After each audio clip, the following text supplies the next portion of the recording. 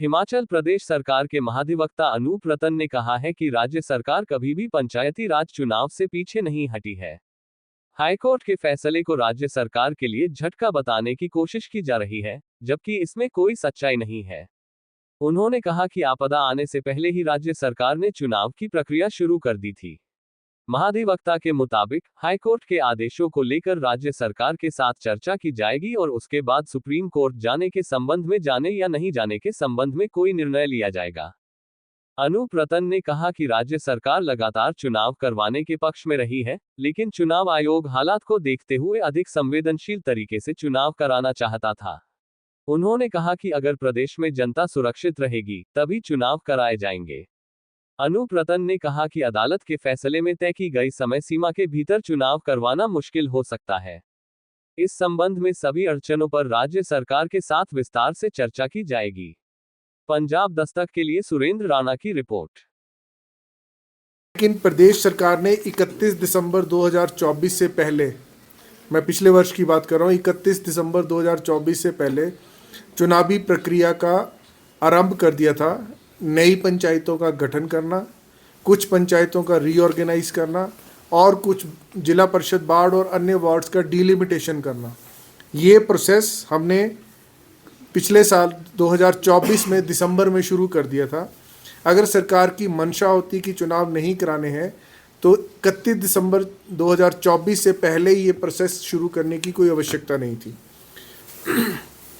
उस प्रोसेस में कुछ नए अर्बन बॉडीज़ बनाई गई और 42 ग्राम पंचायत व डिमिनिश्ड, मतलब उनको ख़त्म किया गया। और इसी प्रकार कुछ नई पंचायत बनाई गई, नई पंचायत समितियों को इंक्रीज़ किया गया। उसी दौरान जो हमने अपने रिप्लाई में लिखा है, उसकी कॉपी भी मैं आपको दे सकता हूँ। 31 दिसंबर 2024 से 8 जुलाई 2025 के बीच हमने डिलिमिटेशन का प्रोसेस कंप्लीट कर दिया था। और उस प्रोसेस को कंप्लीट करने में जो ऑब्जेक्शन आने थे, सुजेशंस आने थे, जो ग्राम पंचायत के ऑब्जेक्शन आने थे और जितनी भी और प्रपोजल्स आई थी, उन सब को हमने कर लिया था। अब कानूनी प्रावधान है कि जब हम डिलिमिटेशन करते हैं तो डिलिमिटेशन डीसी डिप्टी कमिश्नर्स करते हैं और उनके खिलाफ, उनके आदेश के खिलाफ डिविजनल कमिश्नर की अपील की जाती है। तो एक ऐसी ही अपील, और भी अपीलें हुई और भी कई जगह हुआ, लेकिन एक ऐसी अपील हाई कोर्ट तक पहुंच गई जो डिविजनल कमिश्नर ने फैसला दिया। और डिविजनल कमिश्नर के फैसला देने के पश्चात देवेंद्र नेगी केस में जो हमने 11 फरवरी 2025 को अमेंडमेंट की थी प्रदेश सरकार ने, उस अमेंडमेंट को चुनौती दी अगस्त 2025 में। उस पर फैसला रिजर्व हुआ अक्टूबर 2025 में और फैसला दिसंबर में आया।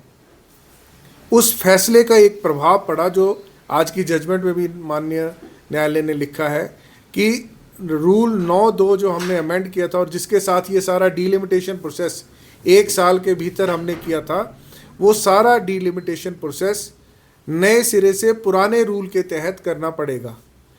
अब जब न्यायालय का फैसला आ गया तो न्यायालय का फैसला जो देवेंद्र नेगी में आया, और उसकी अभी डेट मेरे पास नहीं है, लेकिन जो न्यायालय का 6 दिसंबर के आसपास वो फैसला आया।